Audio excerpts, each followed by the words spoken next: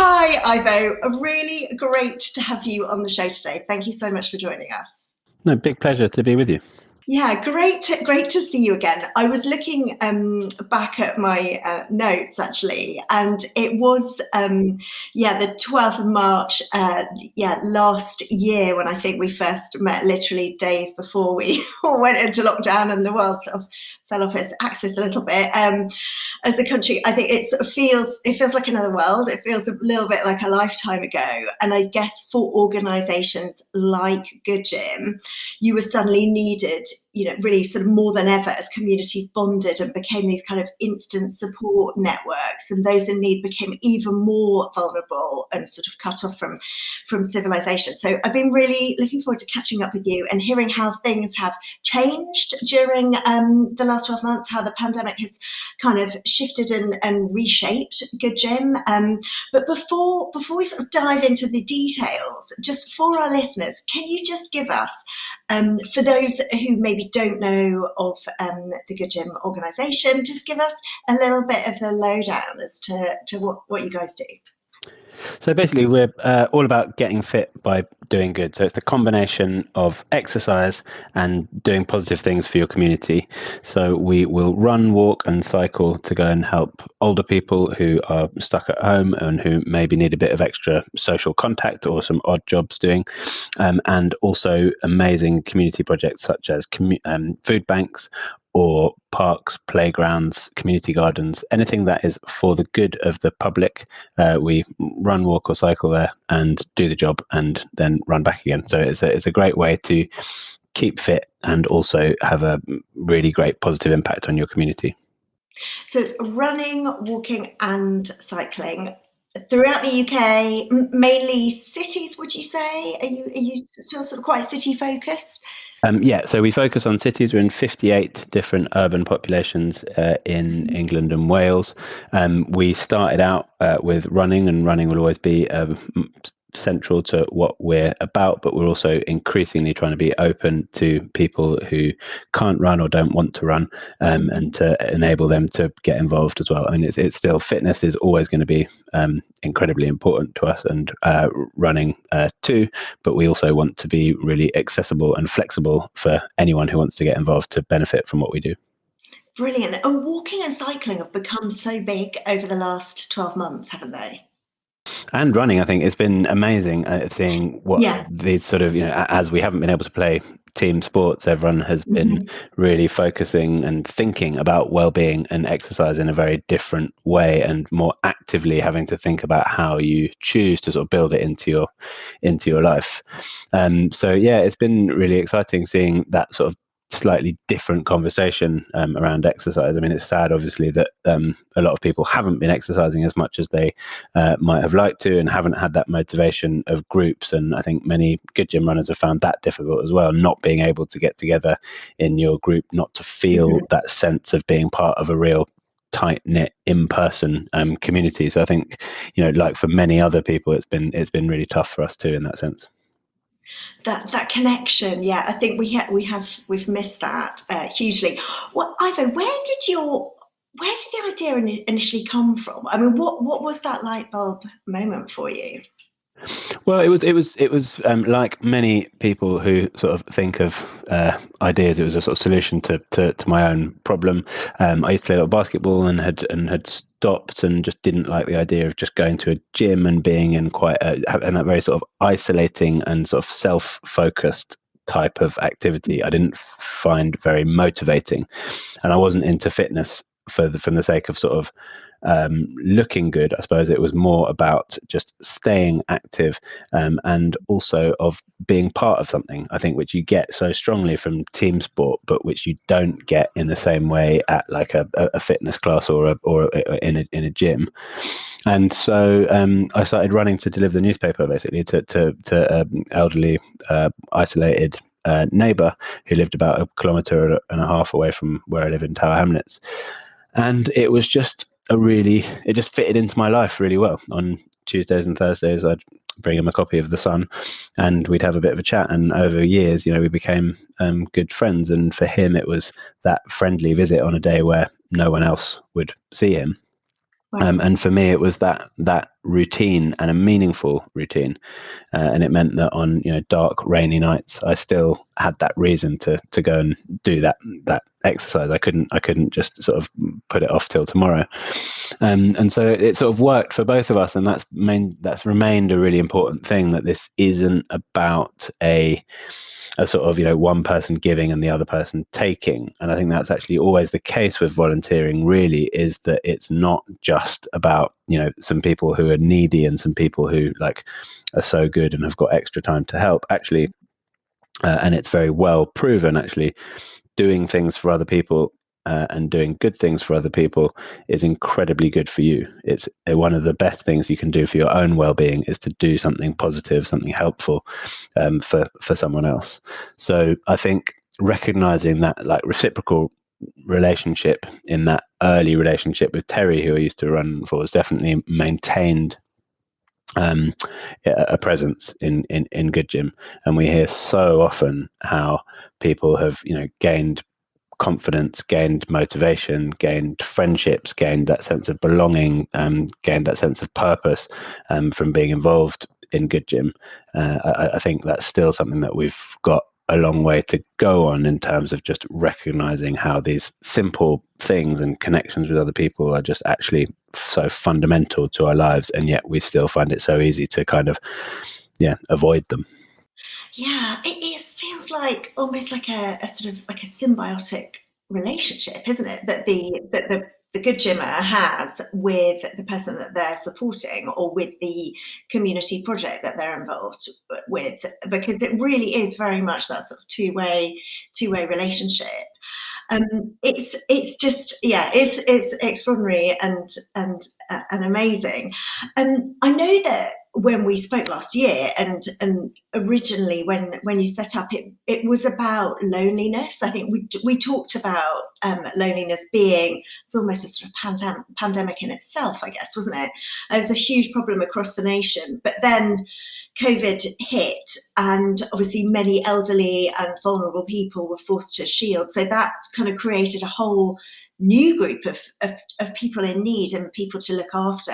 How did you respond to the pandemic? I mean, it must have been quite sort of, whoa, like, here is an opportunity for us to do so much, but how do we make it happen in a safe way, in a way that is kind of within the guidance and the restrictions? Must have been a moment. Yeah, it's a whole. I mean, it's still ongoing, I think, isn't it? There's sort of responding and changing and trying to adapt to the situation sort of as it is exactly now, and trying to look ahead to, what the next sort of set of challenges will be from the repercussions of this, because this will continue to have repercussions throughout our lifetimes. I imagine, hopefully not as extreme as now, but yeah, I think it's huge, the impact of this. But yeah, in those first few weeks, it was just extraordinary, because there was so much that had to happen, and there were so many different considerations, ranging from massive increase in demand. We had about 10 times as the usual amount of requests for help from older people from our partner organizations, and then you also have the fact that we weren't allowed to anymore do our group sessions, which are our most popular activity, and we couldn't meet, and then at the same time trying to sort of plan our financial future and what that's going to look like long term, as well as thinking about the remote working and not having a team getting together anymore. So all of those things, which are common to many organizations, it's such a complex set of things to react to. But yeah, I'm so proud of how our team responded, particularly in terms of that increased demand from older people. We changed our policies and procedures to allow us to start doing shopping deliveries, so that we could handle money. We were able to deliver shopping to people even when they didn't have a means of paying for it. So we were able to cover shopping costs for a wide range of people, with thanks to the Zurich Foundation for enabling us to do that, and also the Rothsay Foundation, who are amazingly supportive. So we were able to then make sure that people got the food that they that they needed, and we also started getting requests for pharmacy deliveries, which we also enabled, sort of set up our system to make that a bit easier. And again, runners were just absolutely amazing in responding to this. In Oxford, for example, we were handling all of the pharmacy delivery requests that were coming into the local authority, and when our area activator there was doing an amazing job of handling that and making sure that people were receiving those requests and then able to deliver them by bike or running. And then we were also supporting the older people that we visit on a regular basis. We shifted those visits from face-to-face visits to on the phone, and are now just bringing them back to outdoor where possible visits again. But all of the hundreds of people that were supported in that way have had regular contact, thanks to GoodGym runners continuing to do so. And then when we were allowed to, we were able to bring back community missions, so going to help with essential tasks to support with people just getting through the crisis, really. So lots of food distribution support with brilliant organisations such as FareShare and local food banks. A lot of sorting and distributing food. We were also being quite involved in the delivery of free school meals in some areas, where those then were delivered from schools to people who obviously weren't going to school during the pandemic. So it's been massively wide ranging and incredible, because every task has just been so important. In normal times, we do a lot of great stuff that supports parks and schools, and we're planting trees and doing things that really do make our environment much better. But most of this year we haven't been able to do that because it's not essential. But everything has been on getting people just the real basics of what you need to sort of get through. And I think included in that is social interaction, and we've had lovely reports of people who have built up friendships with the person that's delivering their medicine, or the person that's delivering their food on a regular basis.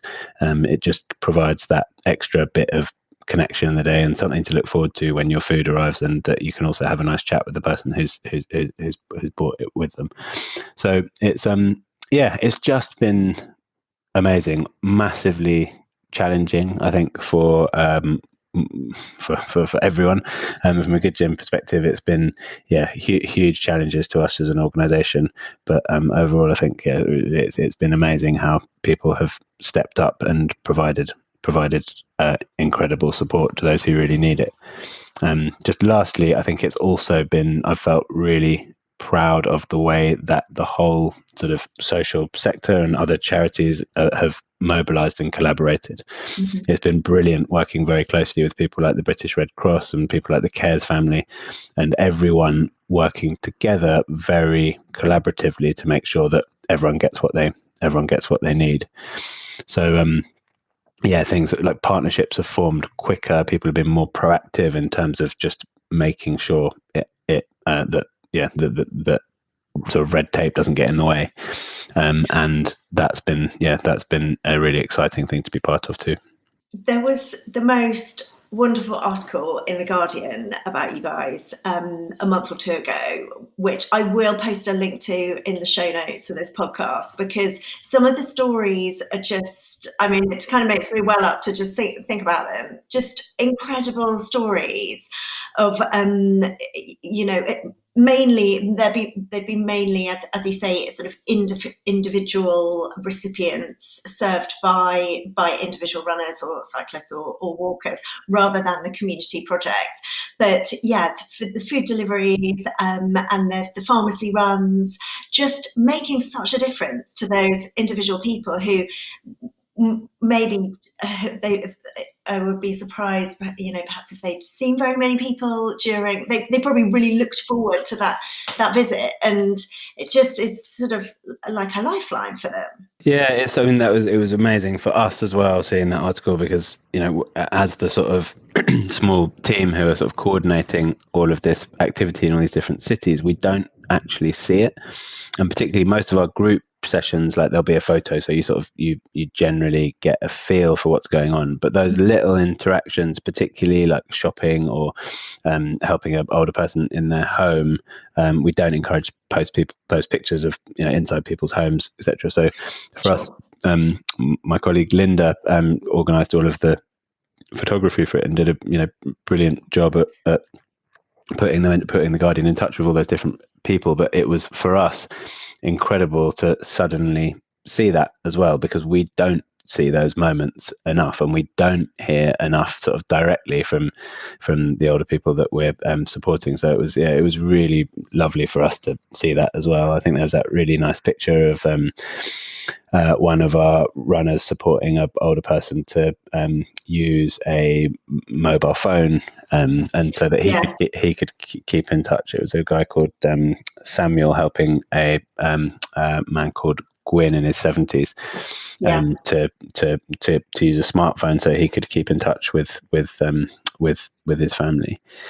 And then just people who are less mobile, can't get out to do their shopping, and it has been essential that all these different organizations have managed to pull together to make sure that I think everyone has had their basic needs met. There's such sort of tender moments as well that were highlighted in that article. Just really, really amazing. I just want to ask, just for our listeners, how does an individual actually request a GoodGym runner or cyclist or walker to come and help them? How does that work? So all of our work with older people is in collaboration with other organisations. So we work with brilliant organisations such as Age UK or the British Red Cross or the Cares Family, people who are already active in the areas that we work, and our goal is to support their work. So they know and understand the need of people in that area, and we work with them to support them to achieve their goals of providing that support. So it's kind of interesting. I mean, what GoodGym is a kind of mechanism for people to get involved, right? I think so many people would like to do a bit more exercise, and so many people would like to do a little bit more to help their community. So our sort of role is not to say these are the most important things to help, but our role is to make it easy for people to combine that getting fit and doing good, and then it's our partners who help steer us towards the things that we can be most helpful with.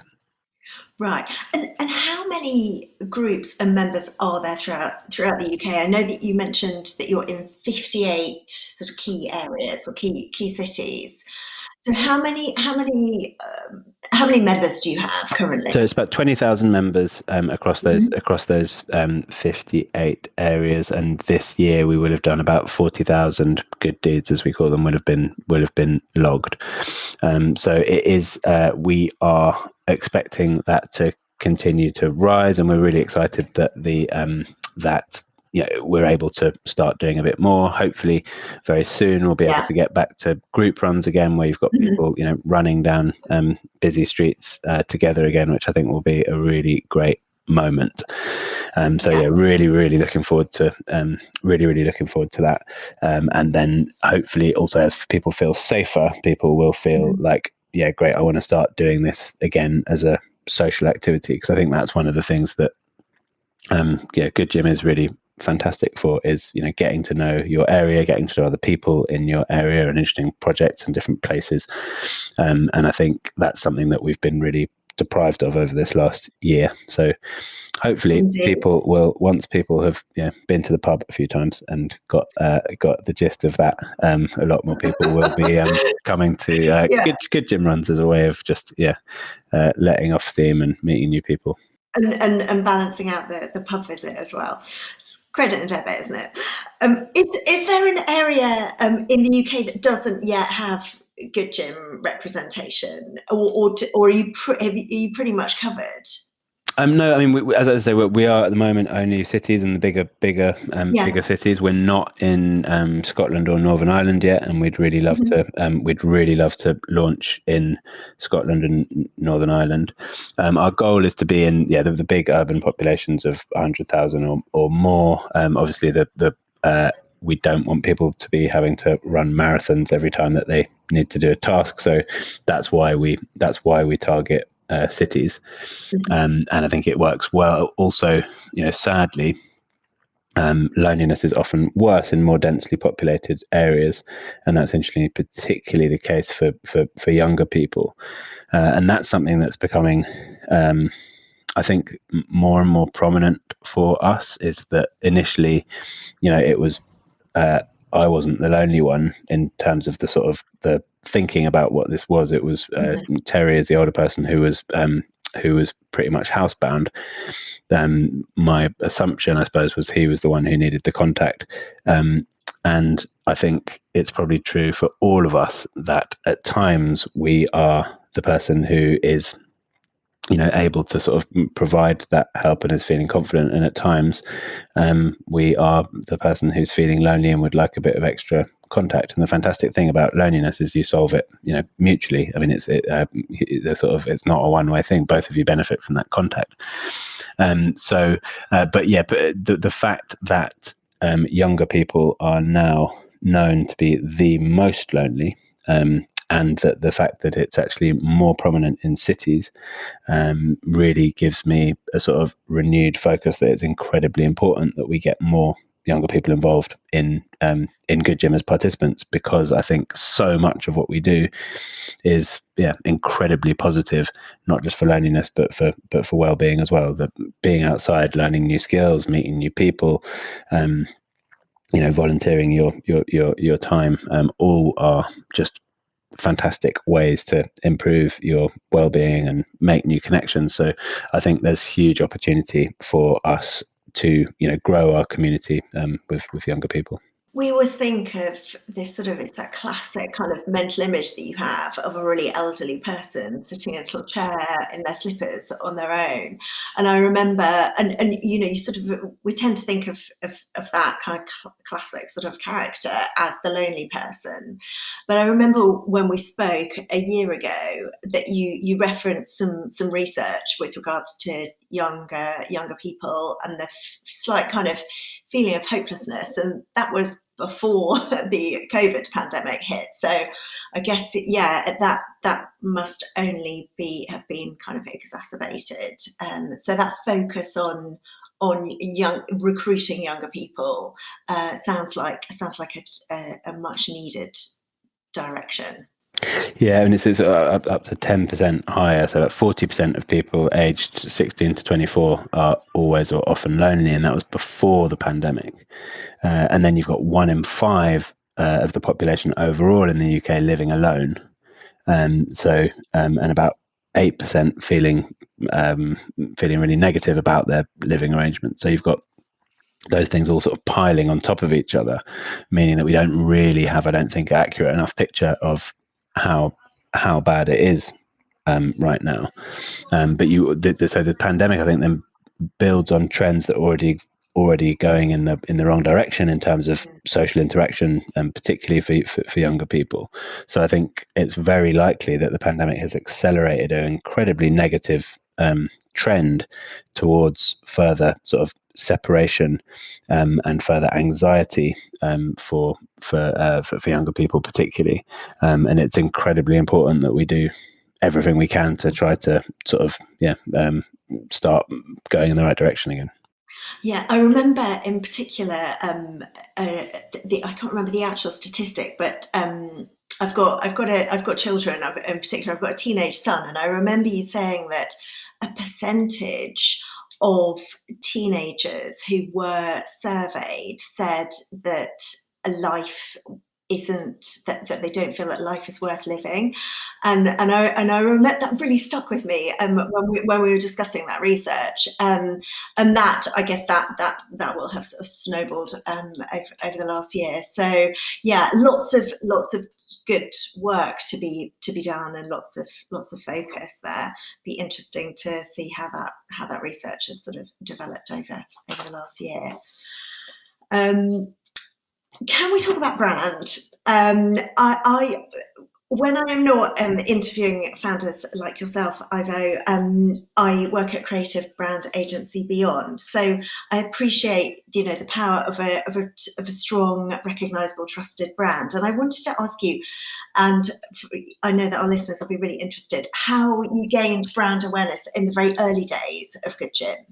It's interesting. I mean, I think people, once people understand the idea, they are excited.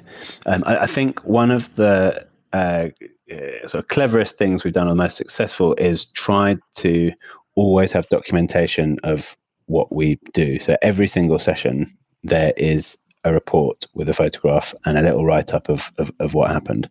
And this is really, user-created content. It's not that glossy. It's not like big wow sort of production values, but it's real and it shows what happened. And I think that's something that's incredibly powerful, because people then start to build an identity around those tasks that you're doing, and there is that track record. I think there's a problem with volunteering often, that it's very invisible, it's very ephemeral.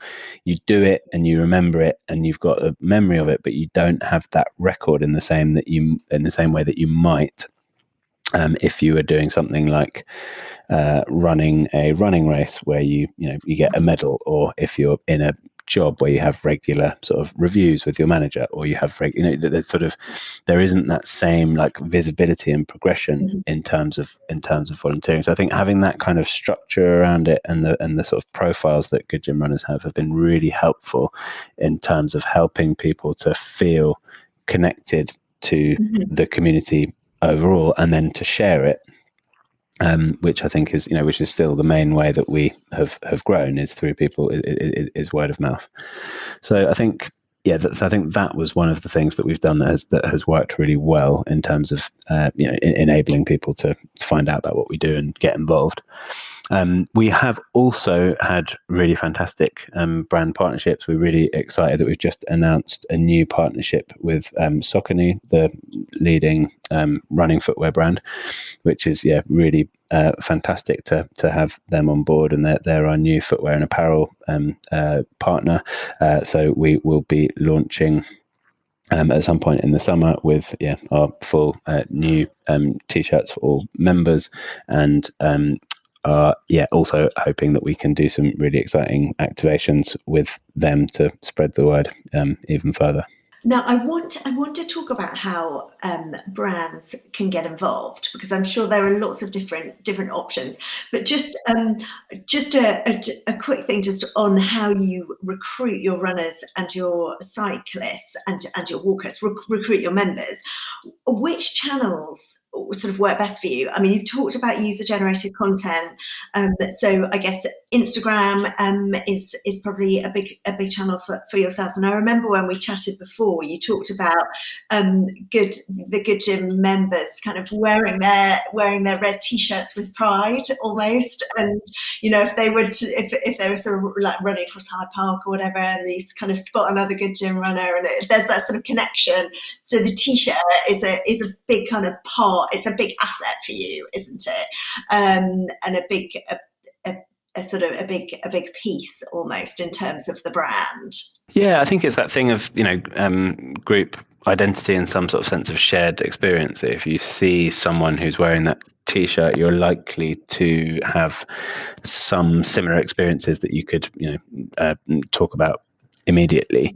I think in terms of which platforms work for us, it seems to be people really like reading and engaging with longer form stuff from us. So people love reading the stories of the individual connections between a runner and the older person that they're visiting, and they respond really well to the stories of a food bank that potentially GoodGym runners have run to every week for a long time, and enabled them to keep going during a difficult time. It's those kind of longer sort of stories that people really engage with.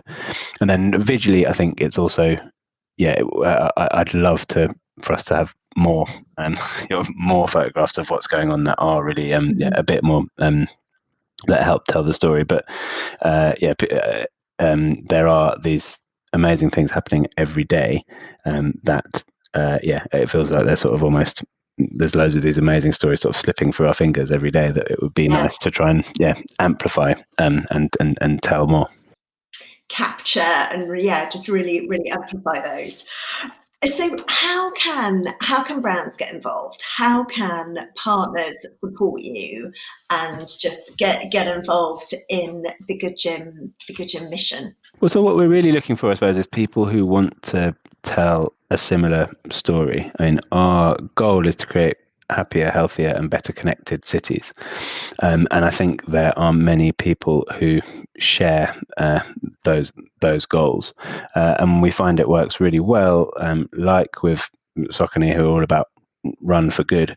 We can tell together an incredibly powerful story about the impact of running and what running can do for people's lives. But we're also about positive energy in communities. We also really do care about both physical and mental well-being and improving those. So I think there are lots of different ways in which we can work with brands that help to show what the brand really cares about, and that the brand is very deeply connected with these issues and is committed to making a sort of tangible difference, while at the same time telling the story of GoodGym and what involvement in it can achieve. So I think that's when it works best, is that there's a big reputational benefit to both organizations, and also the result of lots more people getting involved in what we do. I will make sure that we put Olivia Wicks's contact details in the show notes as well. So any brands that are listening that want to kind of reach out and find out more, then they can get in touch with her, because you guys are just doing such brilliant things. The other thing that potentially is a good way of getting involved is just with employee involvement. So many organizations increasingly interested in how they can support the well-being of their employees, and becoming involved as a partner of GoodGym is a great way to do that, and providing all of your employees with GoodGym membership as an exciting alternative to a normal gym membership can be a great way to simultaneously support us and sort of demonstrate your values, and also provide a tangible benefit to staff as well. So much better than a normal gym membership. I mean, it's a no-brainer, way more fun, and feels so good. Just feels much better. Ivo, it's always so interesting to talk to you. I've just got one final question. You talked about so much exciting sort of change and adapting, and the way that you've responded over the last 12 months. What does the future look like? Have you got any exciting things that you could share with us that are maybe in the pipeline? We always love an exclusive, or are you just constantly just seeing what is around the corner, looking at what's potentially around the corner as our restrictions are lifted and eased, and you'll just be responding accordingly? I think we are, we're focused at the moment on bringing back our group runs in the best way possible and safely. So we're really looking forward to bringing those back as soon as we're able to. We also are wanting to just try and provide more flexibility and more sessions. So we're aiming to have more community missions that are open to more people in more areas, so it's easier than ever to get involved in what we do. We know that for some people, weekends are best. We know that for some people, during normal working hours is actually best, because they work in the evenings. So we're really aiming to try and make it as flexible and sort of be a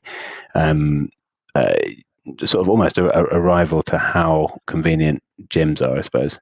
If we're really trying to make this an alternative and mainstream sort of form of exercise, which we know that we need to make it as easy as possible for people to get involved. And so to do that, we're trying to have as many sessions as we can available to you wherever you live. I think the future is looking bright for you guys, and we are just behind you all the way. Thank you so much for chatting to us today, Ivo. It's been great to talk to you as always, and we wish you and the GoodGym team lots of continued success on your mission to continually bring positive energy to communities and those in need. So thank you so much. No, thank you for your interest and support. It's always really interesting talking to you.